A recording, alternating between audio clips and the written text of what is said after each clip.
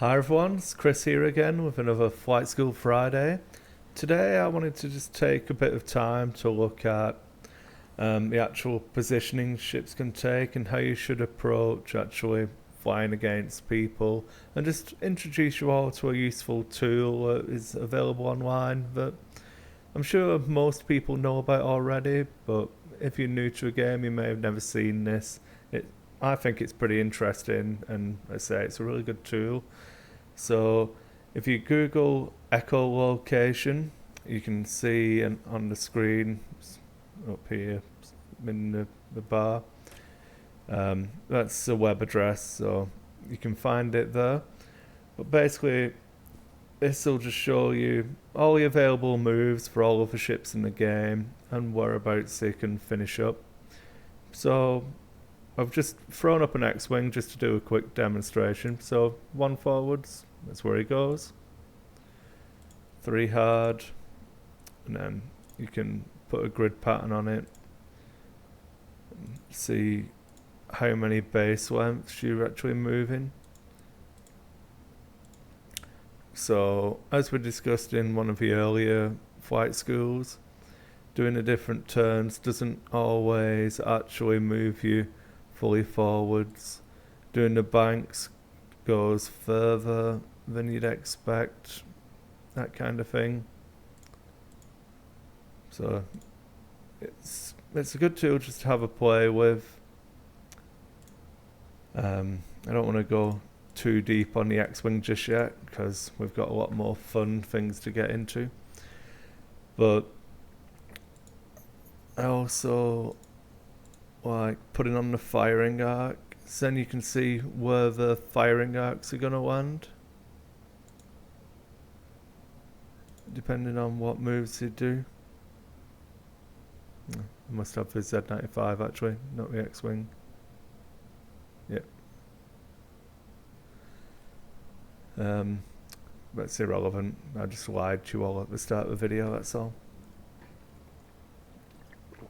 But it's a good tool for seeing whereabouts you can put the different firing arcs and where the different ranges are. And let's look at a more interesting ship for Rebels first. So you see that is every move open to a K-Wing, and then if you swam, every move followed by every swam. Just get a little bit confusing. But you've got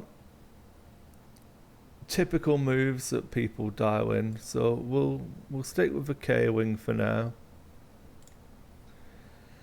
But a popular move is obviously 2 hard, and that's all the different positions you can finish in from a swam. Or if you're doing the 3 bank,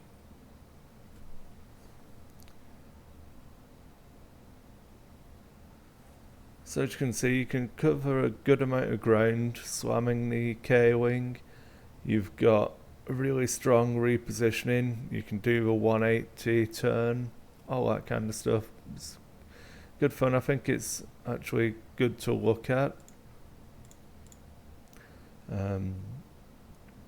The other one I like to play around with is people thoroughly enjoy flying against a push for limit Corran Horn. And then you've got all this kind of shenanigans of where it can be.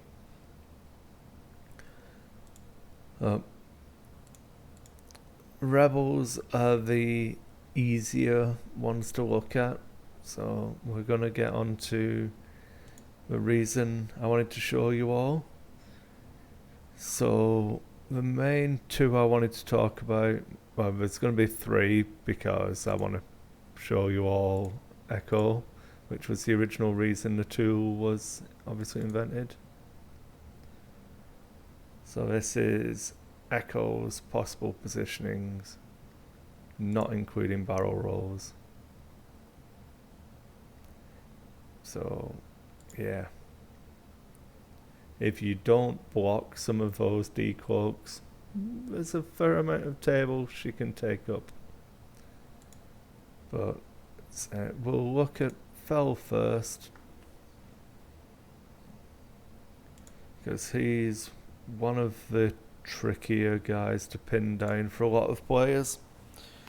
So you've got to consider that there's no other ships on the table. We don't have any asteroids. This is just purely a look at what Fel can do and likely positions from the game state. So I'm going to just do left and forwards, because those are the two main options you want to consider if you're looking to block a Fel. Normally, you'll know which side of the table are coming in on, so you don't normally have to worry about both hard turns. But these are the positions you want to be looking to try and fill if you're trying to block a Fel. So it seems simple enough, but sometimes you're not going to get a block, so then you want to start covering off.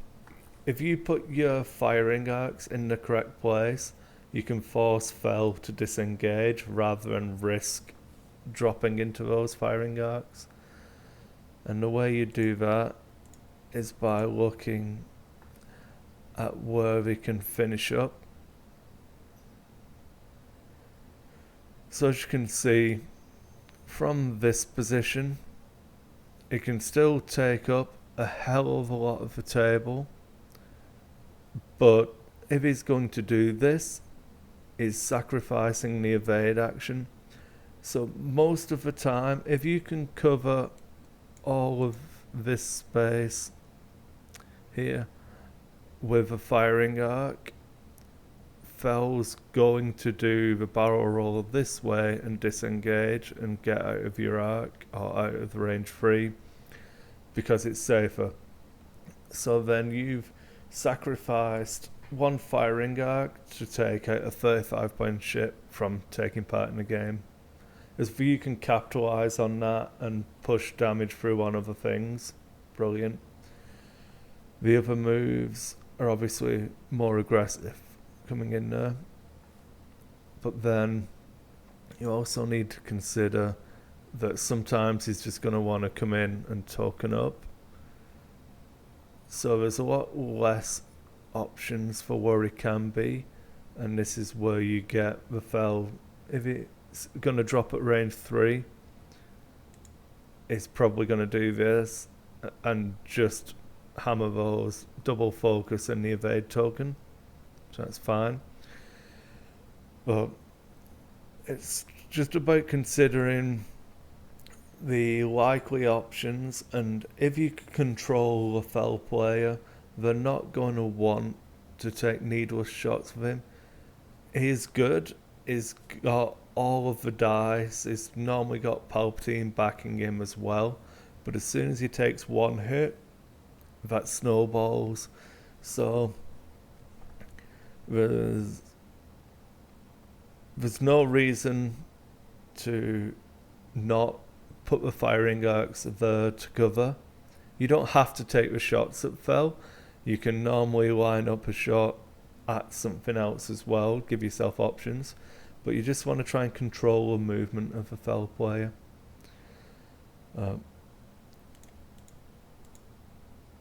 That's, you can throw the two forwards in as well. We'll go through them one at a time so it's a little bit clearer. So the left turn,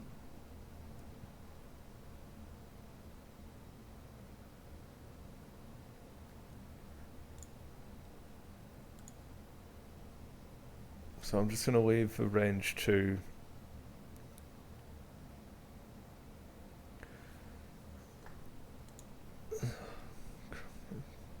Sorry, this was an extra one that I didn't need to. So you can see, not every one of these has a useful firing arc, assuming that you're approaching from the top of the map coming down. So it's all about how much fire you're willing to exchange, and how much fire, more importantly, the Fel player is willing to take. Then the other one I wanted to look at is the Phantom. We're not doing those moves. So this is more about Whisper than Echo at the moment, as you don't need to do all of the moves. So we're going to look at all of the decloak options with a hard right one. So those are the different positions that she'll take up, and then that's Whisper doing whispery things. So you need to look at, you can quite easily block the left and right decloak lanes. You know whereabouts they're going to be. The forwards as well. You can decloak through a ship, so you actually have to make sure the end position is where you're trying to block. And the other moves, I have a bank, it's pretty common.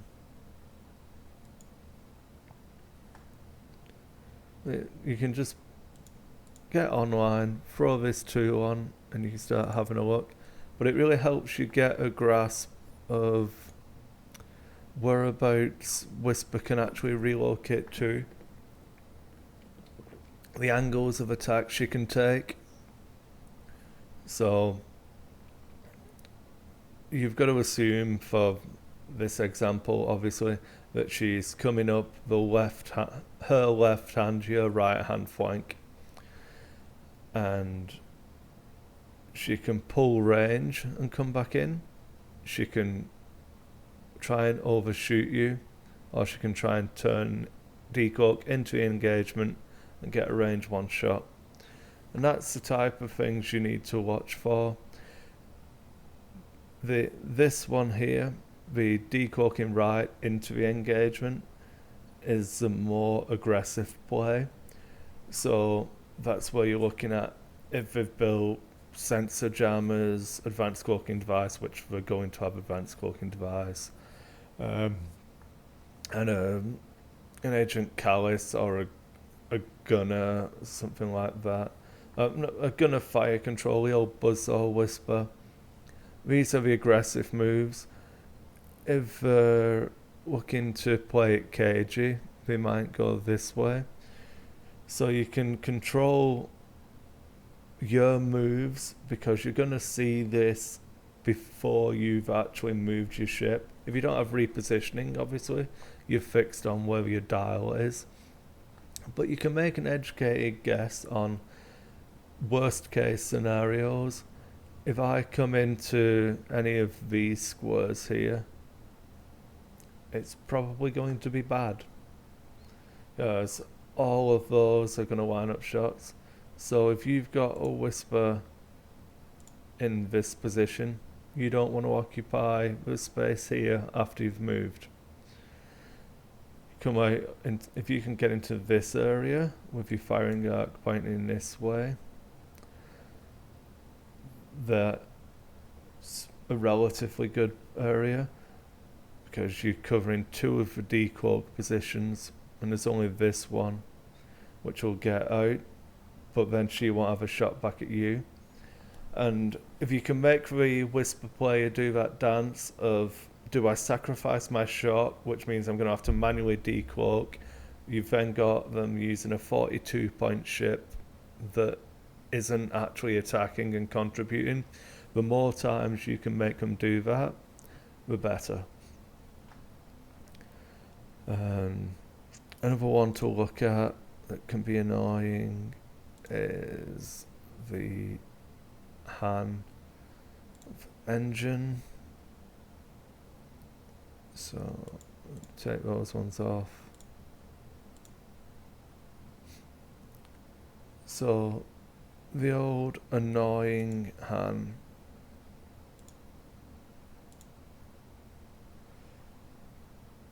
That's all of the arc dodging they can do we've obviously got the hard ones as well. Dash gets even worse.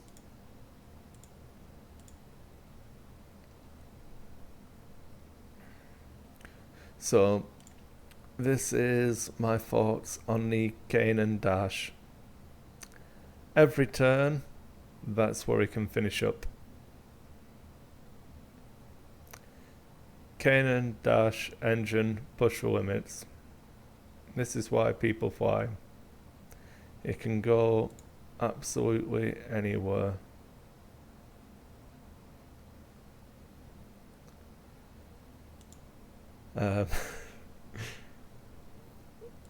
Well, without being silly, these are the normal ones you're going to account for.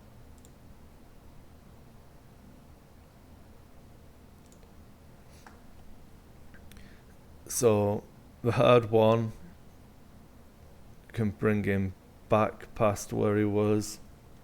You can pretty much line up. So these are the bubbles. Turn these ones off. And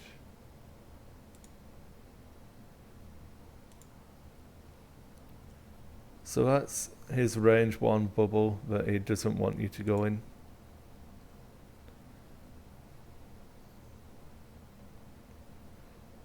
So you can see how much you can actually shift.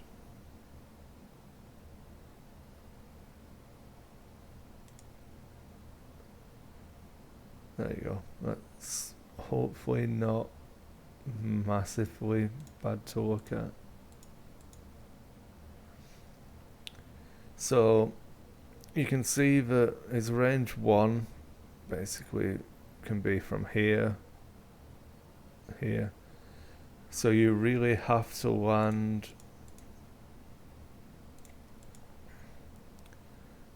in this kind of space here if you're confident he's going to do the hard one. But he doesn't have to do the hard one because all of this crap's green. Well, all of it clears stress with Kanan. So this is why Super Dash is an extremely powerful tool that Rebels have at the moment. It's very hard to pin down. What you need to be doing is forcing both of those actions to be used for repositioning every time, and that'll lower the effectiveness of his shot. It's pretty hard to block all of these moves, especially if he's coming up the centre of the table, which in fairness most people aren't going to throw him into the middle too early. So you can normally discount one direction's turns for the opening exchange, but you start having to look at all of these. So as you can see, there still isn't one position that a small base ship can occupy and ruin all of this. So what you need to do when you're playing against him is block off the one that's going to be most disadvantageous to you, and then account for the other positions.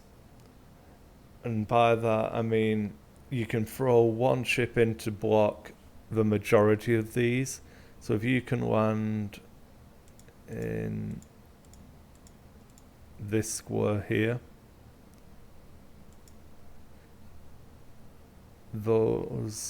that cuts down on not only the available moves he could have dialed in, it stops this barrel roll here and this barrel roll here. So maybe not that one. That one will probably just squeeze in. And then if he doesn't get that barrel roll, it means he's got to boost first. So yeah, we'll just look at the hard one. So he then has to boost and push the barrel roll.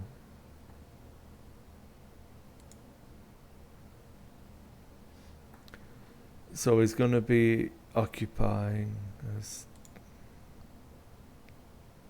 basically this space over here, which should get him the shot, but then you'll have covered off hopefully you'll have covered off the opportunities that if Dash wants to shoot the ship that you've sent in, he needs to get into this position down here. So that's where you put your firing arcs. And it's all about not necessarily using your most expendable ship. It's not always going to be a PS1 Academy pilot. You might want to send in something a little bit more functional to do those blocks. And the other thing you need to worry about is that he can use all of this repositioning to actually block your ships. If you're going to go too hard onto him, he can normally get into a really good position to block and make you bump into him whilst he shoots something else. The other one that's a little bit tricky is Shiranu. So I don't have barrel roll. I'm going to put in engine. So the thing to remember with Rear Admiral Shiranu, even if you're a higher pilot skill, he's going to get a reposition after you because of the interaction of engine and push the limits with Izan Izard. So in the combat phase, you can basically do that extra move after you've stopped. So you need to look at, when you're trying to block in a Shurano, you need to consider this move happening in the combat phase. It's extremely tempting to get into range 1 of a Decimator and try and take it off quick, especially if you're flying, you know, a relatively high firepower style of list, like the old B-wing lists and things like that. They could absolutely rip through a Decimator. But if you go too hard and give him the opportunity to just dance around those arcs, because otherwise this dial isn't the most tricksy. You're normally expecting these positions. You know, there's not that much to it. It's easy to account for as long as you understand where he can go in the combat phase when he gets out of evade token. So that's about it. I'd really advise you to log on to this website and have a play around yourself. So I'll stick the website in the description for the video, and come on, have a play, have a look at the Echo shenanigans. I think advanced sensors is stupidly good, just to play around with where she can actually be. Yep. Fun times. If you like the video, please make sure you subscribe to the channel. Thanks for watching, everyone. Keep on building those subscribers. I've thrown the other stuff up here, so Decimator Productions on Facebook, and follow us on Twitter. If you want to help support so I can make more content, you can check out the me on TeePublic. You can get yourself a Decimator Productions t-shirt or some other Star Wars ones. If you're feeling really generous, I do have a GoFundMe page. which I'm trying to use to get more equipment so I can improve the quality and get some more live stuff filmed. But definitely check out echolocation. The link will be in the description. Subscribe to the channel, keep watching the videos. If you've got any comments, anything else you'd like to cover in these flight schools, let me know. Thanks a lot, guys, and I'll see you again.